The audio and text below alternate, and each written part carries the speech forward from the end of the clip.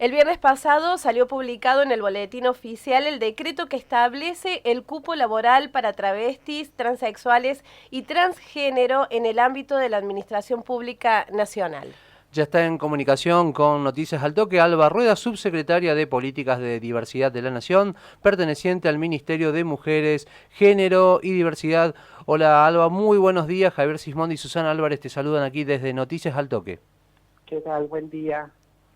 Y el gusto es nuestro, Alba, de poder dialogar contigo y para saber, ¿no?, ¿cuáles son los puntos centrales de este decreto? Este decreto prevé primero el acceso al empleo en la Administración Pública Nacional, es decir, en el poder ejecutivo de personas travestis, transexuales, transgénero, pero sobre todo tiende a considerar aspectos que son fundamentales en el desarrollo y en la vida de una persona trans, y esto tiene que ver con que el punto de partida muchas veces para las personas trans fue la desigualdad y la falta de oportunidades, porque se basa en registrar justamente una enorme desigualdad social sobre las personas trans.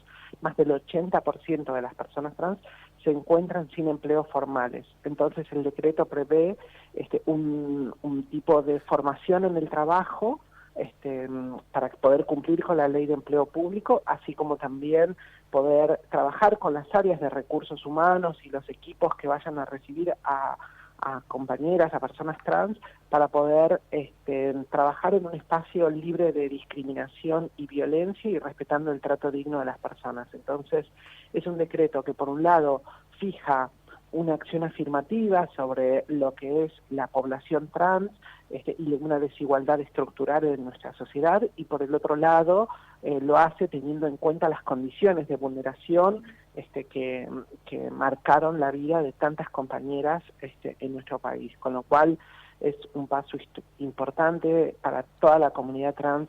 Lo vivió con mucha alegría como un paso histórico, porque efectivamente tiene que ver con recuperar un criterio sobre la desigualdad, poder situarlo dentro de las políticas públicas y tomar decisiones que van en consonancia no solamente con los derechos adquiridos, sino también con el respeto de hoy hacia sociedades diversas, plurales, que tengan en cuenta en estos contextos una desigualdad económica, una desigualdad social, y que la respuesta sea, por supuesto, oportunidades en el ámbito del trabajo. Alba, muy buenos días. Susana desde Noticias al Toque te saluda.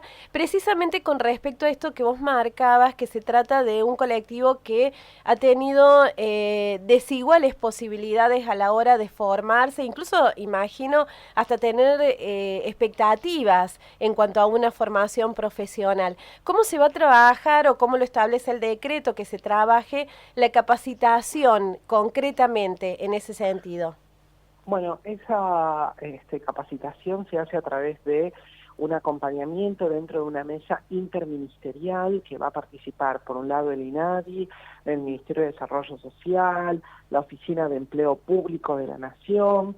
Justamente ellos son quienes generan esos contenidos, los contenidos para los recursos humanos, llevan adelante no solamente la dimensión de los perfiles laborales, sino también la adecuación de esos perfiles respecto a las personas que se postulen, con lo cual realmente estamos ante una mesa de trabajo en donde el Ministerio de las Mujeres, Géneros y Diversidad hemos impulsado justamente que la respuesta tenga que ver con la primera, con situar en las políticas públicas, en las primeras líneas de las políticas públicas, la agenda en perspectiva de género y diversidad. Y creo que justamente es la gran expectativa que había sobre nuestro ministerio, un ministerio nuevo que busca situar agendas que hablen no solo de la perspectiva de género, sino también desde las desigualdades que esto genera. Entonces, realmente,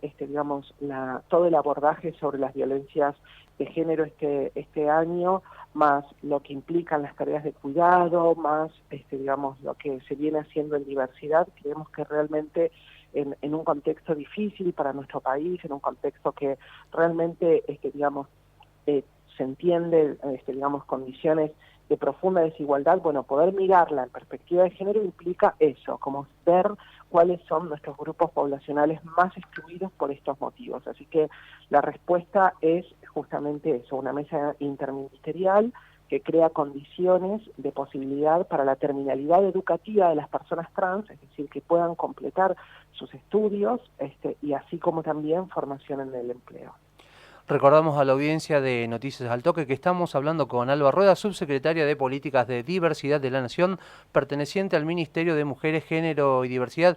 Alba, ¿cómo se va a implementar lo del cupo laboral en situaciones que se requiera concursar por un puesto? Principalmente hay un registro a postulantes que esté en la órbita del Ministerio de las Mujeres, que digamos las personas que quieran acceder a un puesto laboral en la administración pública se van a tener que inscribir y a partir de ahí se delimitan los perfiles, digamos, de postulantes. Esos perfiles tienen que ver con que hay personas que completaron sus estudios y otras que no. De acuerdo al tipo de oferta laboral que generen los ministerios, ahí se va a empezar a adecuar justamente el puente entre un equipo que acompaña y asesora a personas trans, así como también en donde estén las postulaciones a los puestos.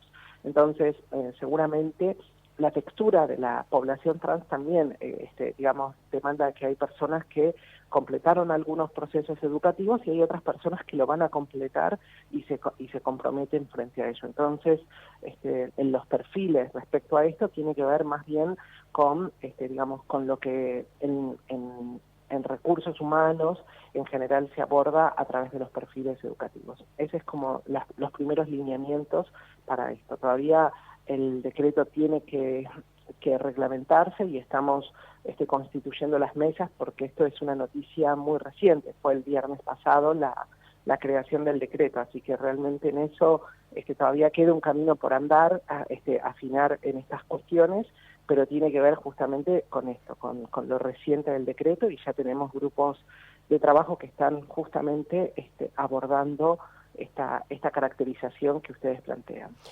Hablando del camino que queda por andar y todo, porque cada vez que uno avanza un poco también se generan horizontes nuevos.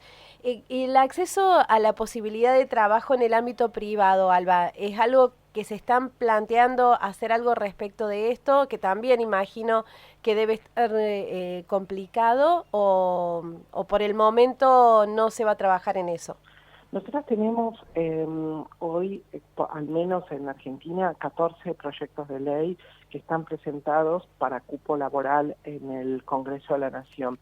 Y muchos de ellos abordan las cuestiones del ámbito privado. Nosotros cuando tomamos la decisión de impulsar un decreto que esté vinculado a la administración pública, es justamente porque creemos que hay un diálogo constante con ámbitos privados. Nosotros participamos de una mesa tripartita que se da en el Ministerio de Trabajo, justamente donde una de las convocatorias es a la red de empresas por la diversidad. Hay muchas empresas en nuestro país que ya trabajan con perspectivas de género, impulsando proyectos vinculados a la diversidad sexual y con ellas ya hicimos los primeros pasos de articular con personas trans que buscaban empleo y que realmente las empresas ofertaban en estos contextos.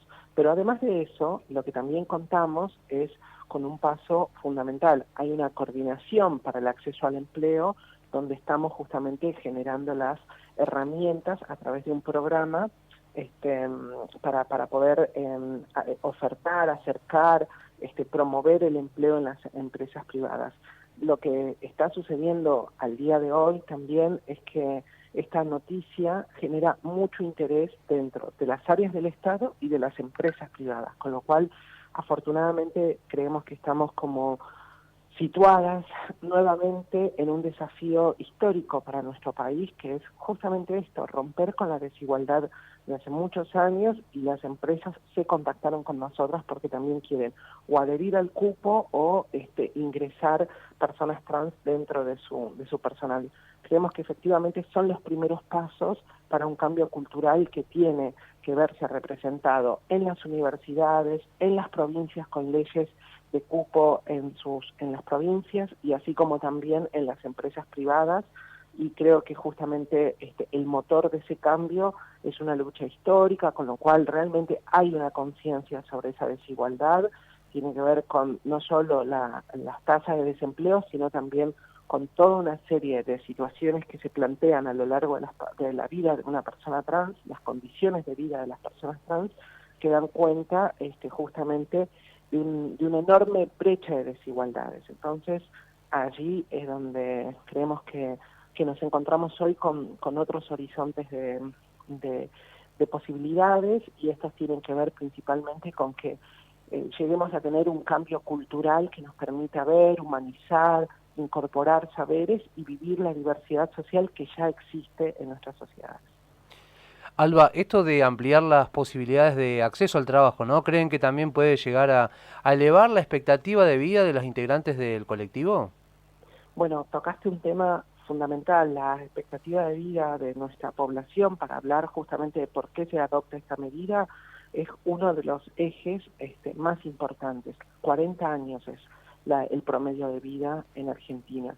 Y en la región, en Latinoamérica, según la Corte Interamericana de Derechos Humanos, es de 35 años. Es decir, realmente estamos viviendo bajo determinadas situaciones que terminan con la muerte temprana de personas trans. Nosotras sabemos, yo lo sé, efectivamente por mi pertenencia al colectivo, pero además porque puntualmente hemos trabajado durante muchos años viendo cómo nuestras compañeras, nuestras amigas han fallecido por razones evitables. Las muertes tempranas están vinculadas a muertes evitables. Y hoy poder contar con un decreto que te plantee un horizonte de futuro, como por ejemplo tener aportes jubilatorios, es algo que para miles de personas trans es absolutamente inédito. Nadie tuvo, no nadie, pero miles de personas trans no tuvieron la oportunidad de hacer, aporte jubilatorio, contar con una obra social, contar con un sueldo y hacer sustentable su vida y la de sus familias. La pandemia, la cuarentena, todo lo que implicó, el aislamiento social preventivo, desarmó una economía cotidiana para las personas trans, y realmente en eso se vio un efecto dominó muy grande: el hambre, las amenazas de desalojo, la violencia institucional.